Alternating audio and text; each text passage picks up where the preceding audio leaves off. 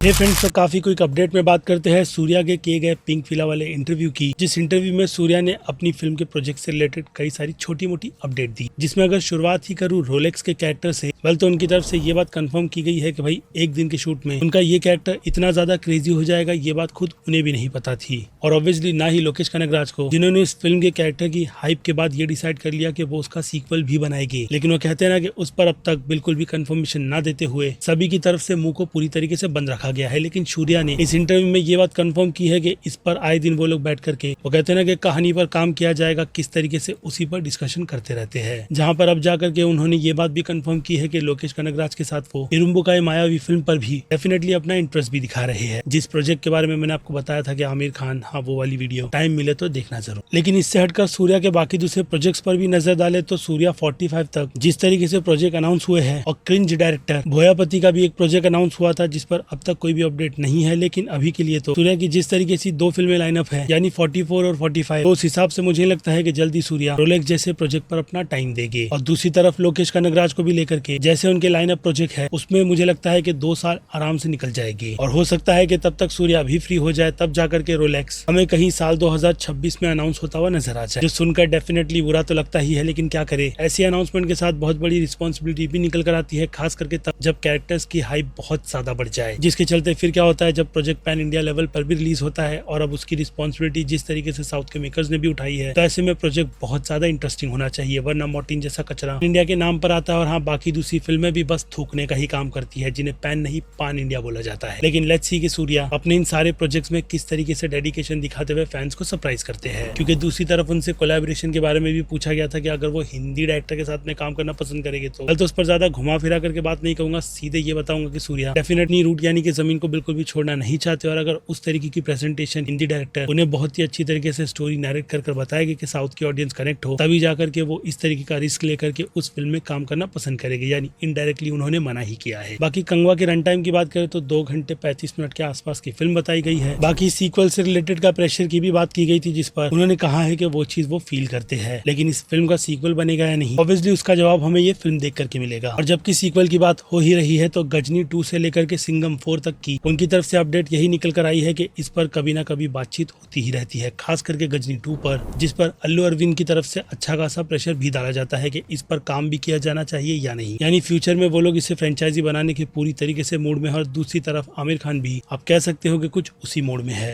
यानी डेफिनेटली इस आइडिया को किसी न किसी तरीके से क्रैक कर या तो सूर्या या फिर कहो आमिर खान अपनी पारी फिर से खेलेंगे। बाकी सिंघम का मुझे नहीं पता, जिसमें अभी के लिए तो देखना ऑब्वियसली यही इंटरेस्टिंग रहेगा कि 14 नवंबर के दिन जब कंगवा फिल्म थिएटर में रिलीज होगी, तो क्या प्रोड्यूसर्स की कई बातों के अकॉर्डिंग ये 2000 करोड़ कमाती भी है या नहीं। जी हाँ, मेकर्स की तरफ से कुछ इसी तरीके के दावे किए गए थे, जिस दावे पर मुझे बिल्कुल भी बिलीव नहीं है। क्योंकि 2000 करोड़ का नंबर भाई इम्पॉसिबल सा लगता है, खास करके एक ऐसी फिल्म से रिलेटेड जिस फिल्म को लेकर के मेकर्स गए थे ना कि एक टाइम पर रिलीज डेट प्रॉपर डिसाइड ही नहीं कर पा रहे थे। और अब जबकि हुई है तो इस पर प्रोड्यूसर्स को ज्यादा मुंह नहीं खोलना चाहिए, क्योंकि उन्होंने फिल्म के प्रमोशन के चलते जो बाहुबली 3 फिल्म की बात भी छोड़ी थी, उस पर भी मुझे नहीं लगता है कि आपको बिलीव करना चाहिए। क्योंकि इन प्रोड्यूसर्स का एस.एस. राजामौली की उस फिल्म से कोई भी लेना देना नहीं है। लेकिन हाँ, बाहुबली की फ्यूचर की प्लानिंग पर जो भी प्लान पूरी तरीके से सेट किया गया था, उस पर एक एनिमेटेड सीरीज काफी घटिया सी बना करके हॉटस्टार पर रिलीज की गई है, जिसे नेटफ्लिक्स वालों ने मुंह तक नहीं लगाया। रीजन कॉन्सेप्ट का ही है, जो आप खुद देखोगे तो समझ आ जाएगा कि उसका एनिमेशन कितना ज्यादा बचकाना है। इसलिए बाहुबली 3 को लेकर के तो उम्मीदें ज्यादा बड़ी मत रखना, लेकिन प्रोजेक्ट बनेगा फ्यूचर में जब उसे क्रैक कर लिया जाएगा तब। क्योंकि अभी के लिए तो आप समझ सकते हो कि एस.एस. राजामौली महेश बाबू के साथ में पूरी तरीके से बिजी है अपने प्रोजेक्ट को लेकर। जिन सारी ही डिटेल पर अब आपकी क्या राय बनती है, वो आप मुझे कमेंट सेक्शन में लिख कर बताना। क्योंकि अब वक्त है मेरी तरफ से इस वीडियो को यहीं पर दी एंड करने का। बाकी मैं हूँ Aziz, movie talk show channel like, share, subscribe भूलना मत। मिलूंगा जल्दी दूसरी किसी वीडियो में। Till then